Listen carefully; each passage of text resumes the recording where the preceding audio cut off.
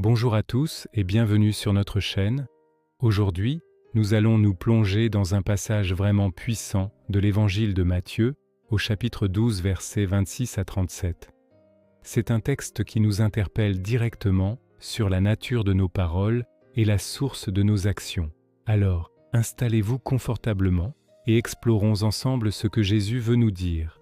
Pour bien comprendre, il faut se remettre dans le contexte. Jésus vient de guérir un homme possédé qui était à la fois aveugle et muet. C'est un miracle spectaculaire. La foule est stupéfaite et se demande « Cet homme ne serait-il pas le fils de David ?» c'est-à-dire le Messie attendu. Mais les pharisiens, les chefs religieux de l'époque, voient qu'en voient les choses différemment. Au lieu de se réjouir, ils accusent Jésus. Ils disent qu'il chasse les démons par le pouvoir de Belzébuth, le chef des démons. C'est une accusation très grave. Et c'est à ce moment-là que Jésus prend la parole pour leur répondre. Jésus commence par une logique implacable. Il leur dit « Si Satan expulse Satan, il est divisé contre lui-même. Comment donc son royaume tiendra-t-il ? C'est du bon sens. Imaginez un royaume en guerre civile où chaque général se bat contre l'autre.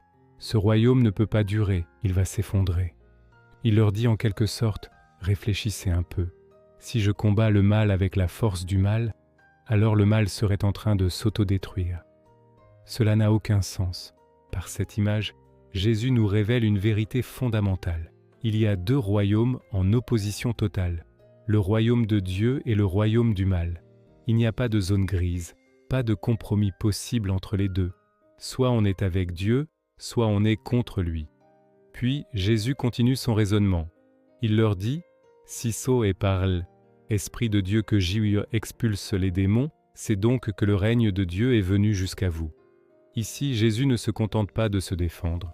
Il révèle sa véritable identité et sa mission. Ces miracles ne sont pas de simples démonstrations de pouvoir. Ce sont des signes concrets que le royaume de Dieu est à l'œuvre dans le monde. Chaque guérison, chaque libération est une victoire de la lumière sur les ténèbres, une avancée du royaume de l'amour et de la vie.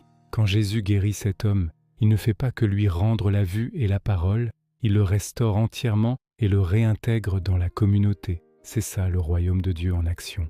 Jésus utilise ensuite une autre image très parlante, celle de l'homme fort. Il dit « Comment quelqu'un peut-il entrer dans la maison de homme fort et piller ses biens, s'il n'a d'abord ligoté cet homme fort ?» L'homme fort ici, c'est Satan, qui tient le monde captif par le péché et la souffrance. Et Jésus, c'est celui qui est plus fort que l'homme fort. Il entre dans sa maison, le lit, et libère ceux qui étaient prisonniers. Cette image est incroyablement puissante. Elle nous dit que par sa venue, par sa mort et sa résurrection, Jésus a vaincu le mal à sa racine. Il a brisé les chaînes qui nous retenaient captifs.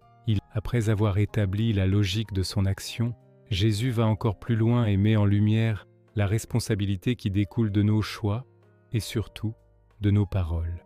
Il déclare « Qui n'est pas avec moi est contre moi, et qui ne rassemble pas avec moi disperse. » C'est une parole exigeante. Elle nous rappelle qu'il n'y a pas de neutralité possible face à Jésus. Chaque jour, par nos choix, nos actions et nos mots, nous choisissons de construire avec lui ou de disperser. C'est un appel à la cohérence. On ne peut pas dire qu'on suit Jésus tout en vivant comme si Dieu n'existait pas. Et c'est là que nous arrivons au cœur du passage, le lien entre nos paroles et notre cœur. Jésus dit « Race de vipères, comment pourriez-vous dire de bonnes choses, mauvais comme vous l'êtes, car c'est du trop-plein du cœur que la bouche parle. » C'est une phrase que nous devrions méditer chaque jour. Nos mots ne sont pas anodins. Ils sont le reflet direct de ce qui se trouve dans notre cœur.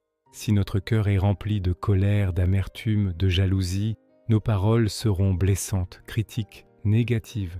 Mais si notre cœur est rempli d'amour, de paix, de bienveillance, alors nos paroles seront source de vie, d'encouragement et de réconfort pour les autres. Jésus poursuit cette idée avec l'image de l'arbre et de ses fruits. L'homme bon, de son bon trésor, tire de bonnes choses. Et l'homme mauvais, de son mauvais trésor, tire de mauvaises choses. Notre cœur est comme un trésor, une réserve. Est-ce qu'on le nourrit de la parole de Dieu, de la prière, de pensée, de gratitude ? Ou est-ce qu'on le laisse se remplir de ce que le monde propose, la comparaison, la peur, le ressentiment? Ce que nous emmagasinons dans notre cœur déterminera la qualité de ce qui en sortira. Cette vérité a des conséquences très concrètes pour notre vie quotidienne. Pensons à nos conversations au travail, en famille, sur les réseaux sociaux. Nos paroles construisent-elles ou détruisent-elles?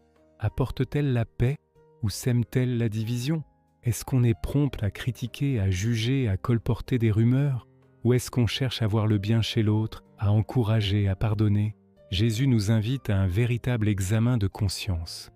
Nos mots ont un pouvoir immense, le pouvoir de bénir ou de maudire, et Jésus termine par un avertissement très solennel. Je vous le dis, au jour du jugement, les hommes rendront compte de toute parole vaine qu'ils auront proférée, car par tes paroles tu seras justifié, et par tes paroles tu seras condamné. C'est une parole qui peut faire peur, mais il faut la comprendre comme un appel à la responsabilité. Elle nous rappelle que nos mots comptent aux yeux de Dieu. Ils ne sont pas juste de l'air qui sort de notre bouche. Ils témoignent de qui nous sommes vraiment, de l'état de notre relation avec Dieu et avec les autres. Alors comment appliquer ce message aujourd'hui? D'abord en prenant conscience du pouvoir de nos paroles. Faisons une pause avant de parler, surtout quand on est en colère ou contrarié. Demandons-nous, ce que je vais dire va-t-il construire ou détruire? Va-t-il apporter la paix ou le conflit? Ensuite, il s'agit de travailler sur la source, notre cœur. On ne peut pas produire de bonnes paroles si notre cœur était malade. Cela nous invite à passer plus de temps avec Dieu, à le laisser nous transformer de l'intérieur. La prière, la lecture de la Bible, la participation au sacrement sont des moyens concrets pour que l'Esprit Saint vienne purifier notre cœur et le remplir de son amour. Demandons à Dieu de nous donner un cœur nouveau, un cœur bon et généreux, qui déborde de paroles de vie. Enfin, soyons des artisans de paix. Soyons ceux qui, par leurs mots, reflètent l'amour et la miséricorde de Dieu. Chaque parole bienveillante est une petite victoire du royaume de Dieu dans notre quotidien. Ce passage de Matthieu est un véritable guide pour notre vie de croyant. Il nous rappelle que suivre Jésus, ce n'est pas seulement croire en lui, c'est aussi le laisser transformer notre être tout entier jusqu'à la pointe de notre langue. Que l'Esprit Saint nous aide à aligner nos paroles sur notre foi, pour que toute notre vie témoigne de la bonté et de l'amour de notre Dieu. Merci d'avoir suivi cette méditation avec nous.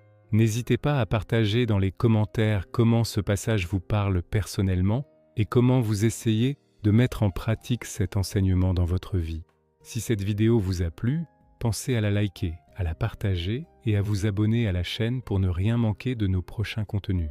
Que Dieu vous bénisse et à très bientôt.